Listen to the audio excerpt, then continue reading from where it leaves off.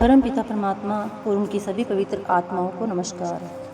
भगवान कपिल देव जी का कथन है कि यह सभी जानते हैं कि संगति हमें ऐसे स्थायी बंधन में डालने का साधन है जो कभी छूटता नहीं, पर यदि संगति संतों के साथ की जाए तो वह मुक्ति का द्वार खोल देती है। सत्संग दो प्रकार का होता है। संतों का बाहरी सत्संग, जिसके द्वारा मन की सफाई होती है, आत्मिक वातावरण का प्रभाव लेकर जीव परमार्थ के योग्य होता है तथा नाम के अभ्यास में लगता है। दूसरा है आंतरिक सत्संग, जिसमें आत्मा शब्द की डोर से बंधकर परमात्मा के साथ जुड़ती है और उसमें समा जाती है।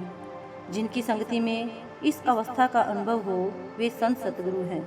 उनकी संगति करनी चाहिए और उन्हीं का सत्संग सुनना चाहिए।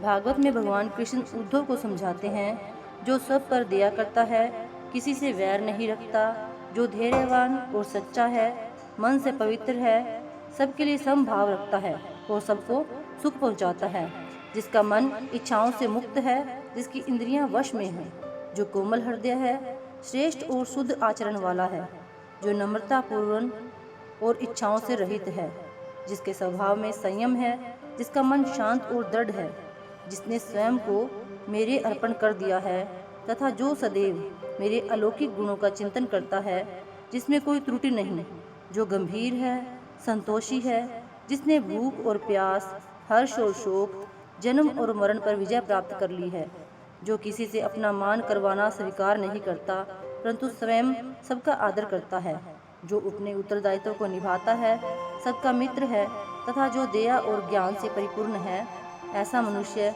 संत या साधु है। ऐसे ही संत सतगुरु की संगति और सत्संग के द्वारा जन्म मरण से छुटकारा और निर्वाण पद की प्राप्ति हो सकती है। परमात्मा के प्रेम के सामने मुक्ति को भी तुच्छ समझने वाले संतों महात्माओं का संसार में बिल्कुल ही अभाव नहीं है। वे हैं अवश्य, दुनिया उनसे खाली नहीं है, लेकिन उनका मिलना आसान नहीं है। जिस प्रकार जंगलों में शेरों के झुंड नहीं होते, ना हंसों की कतारें होती हैं और ना लालों की बोरियां होती हैं, इसी प्रकार संसार में संतों के भी जत्थे नहीं होते। जब मन में तीव्र इच्छा हो तो परमात्मा की अपार दया द्वारा संत सतगुरु मिल जाते हैं। उनके दर्शन, उनका स्पर्श, उनके वचनों को सुनना, उनको याद करना, उनकी संगति, उनका सत्संग सब परमार्थ में उन्नति के साधन हैं। चाहे हम उनकी महानता को ना भी जानते हों, पर उनका एकटक अपलक दर्शन हमारे पापों और अज्ञान को दूर करके आत्मिक चेतनता प्रदान करता है। वह वर्षों की कपट रहित भक्ति से भी बढ़कर है। संतों की शिक्षा के अनुसार अपने जीवन को ढालना, जिस राह पर वे चलाएं उस राह पर चलना सबसे ऊंची सेवा है। जो लोग महापुरुषों के पास तो रहते हैं पर उनकी इच्छा अनुसार अपना जीवन नहीं ढालते, वे सच्चे अर्थों में कोई सेवा नहीं करते। जो संत सतगुरु के पास उनसे आज्ञा लेकर रहे तथा उनकी आज्ञा का सदैव पालन करता रहे, ऐसा शिष्य उनके पास रहने का लाभ उठा सकेगा।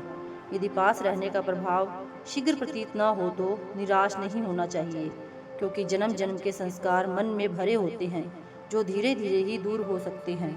ये संस्कार पहले तो दब जाते हैं, फिर धीरे धीरे मिटते चले जाते हैं। जब तक ये संस्कार पूरी तरह से दूर नहीं हो जाते, मनुष्य को संतों की सेवा में लगे रहना चाहिए और विश्वास रखना चाहिए कि एक दिन ये अवश्य दूर होंगे और आत्मा पूर्णतः निर्मल होकर परमात्मा से मिलाप करने के योग्य हो जाएगी।